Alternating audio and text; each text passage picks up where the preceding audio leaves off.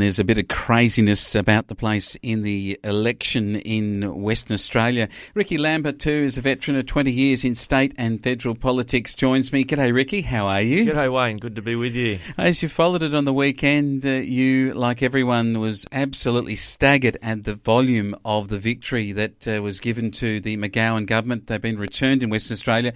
You, in your article on Flow News 24, you talk about how in Queensland a few years ago, Campbell Newman had a landslide victory for the Liberal Nationals there at the time and had a Toyota Tarago against him on the Labor side. But are we looking at a two-seat convertible for the opposition in Western Australia? Well, absolutely, and it may even be the case that we're not clear on who is the opposition in Western Australia, because the National Party may actually have more seats than the Liberal Party, and it may actually be the Nationals leader who takes over as opposition leader.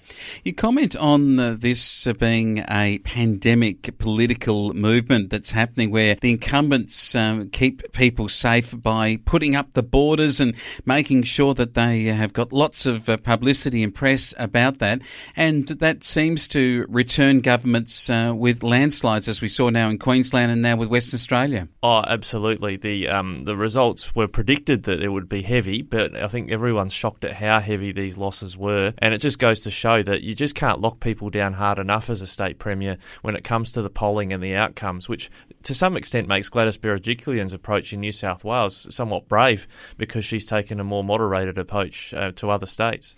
It is, and let's go to her state, because the New South Wales Labor have done some polling of one of their unions, and it would appear that their leader could lose her seat at the next election. Yeah, former Premier Morris Iemma has come out saying that they've wasted the last 10 years and that they're polling a primary vote of just 23.9%, which would deliver their worst result in 120 years. The leader would lose her own seat, just like Zach Kirkup did in WA.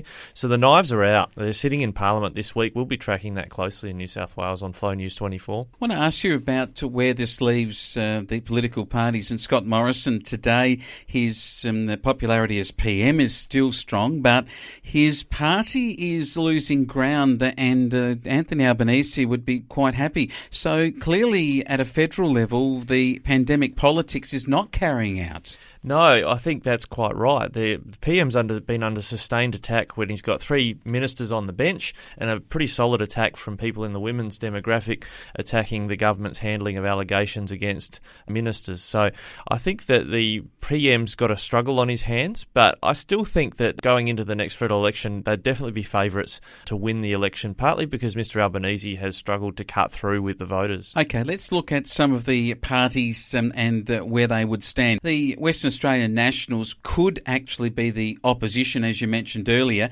Is there any message there for the Nationals at a federal level? Well, I think it is. There's some seats that have been held by the Nationals for some time, and hopefully we're seeing a shift from metropolitan to people living in the country, and that could see us having more regional seats in future. The reality is in Queensland, the Nationals in that coalition are the stronger partner compared to the Liberals, so it's not unseen in politics, but the WA Nationals, this is a first for them to have the upper hand, and these coalition negotiations are going to be pretty prickly, I suspect. What about the Greens? Is there a prickly cactus for the Greens, given that in Victoria, Derryn Hinch's Justice Party has been a beneficiary of some of the Greens' policies? Is there in Victoria some changes afoot? Well, yeah, Victoria, partly because they've still got a very complicated preferencing system where you can game the system through preferences, which is what Mr Hinch's party did to get the results they did. I'm not clear in WA, but it could be that the other smaller left-wing parties managed to negotiate around the Greens, and that's why you've got two cannabis candidates getting up potentially ahead of Greens in two seats in Western Australia. It's an interesting one. The Shooters, Fishers and Farmers Party in New South Wales has made a lot of ground up recently. Is there anything that we can draw from their success or lack of success with the daylight savings candidate in Western Australia going pretty well? Yeah, they've almost managed to win a seat, but the Shooters and Fishers have hung on to win one seat there. They lost Rick Mazza's seat, but they've gained another one in WA.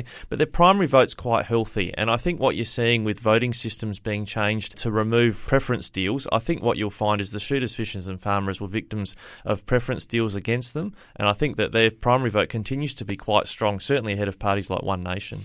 Well, you mentioned One Nation, that they failed to win any seats in the election in WA. Is Pauline Hanson now starting to fall off the radar, and federally One Nation a force for Conservative voters? Look, it's an absolute conundrum what's going on with One Nation, because Pauline Hanson's party has got the policy platform right now that they have dreamed about for decades. No one's migrating to Australia at all right now during this pandemic. If anything, you could argue they're a victim of their own policy success, because Labor and the Liberals have both adopted, certainly during this pandemic, some key tenets of One Nation policy. Interesting comments. Ricky Lambert is a 20-year veteran in state and federal politics, working here as our senior content producer, and you can read his article on this at flownews24.com.au.